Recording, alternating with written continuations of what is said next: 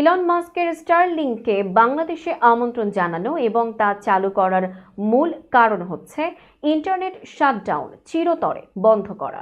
মঙ্গলবার অন্তর্বর্তী সরকারের প্রধান উপদেষ্টা প্রেস সচিব শফিকুল আলম নিজের ভেরিফাইড ফেসবুকে দেয়া এক পোস্টে কথা বলেন। প্রেস সচিব শফিকুল আলম তার পোস্টে লিখেছেন, স্বৈরাচারী শেখ হাসিনা সরকার ১৬ বছরের শাসনকালে অনেকবার ইন্টারনেট বন্ধ করেছে।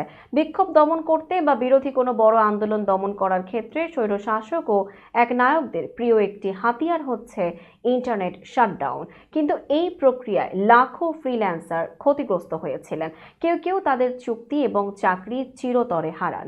শফিকুল আলম লিখেছেন, বাংলাদেশের বাজারে স্টারলিংকের আগমনের অর্থ হলো ভবিষ্যতে কোনো সরকারি ইন্টারনেট সম্পূর্ণরূপে বন্ধ করতে পারবে না। ইন্টারনেট বন্ধ করা নতুন কোনো চেষ্টায় নিদেন পক্ষে বিপিও প্রতিষ্ঠান, কল সেন্টার ও ফ্রিল্যান্সাররা ক্ষতিগ্রস্ত হবেন না।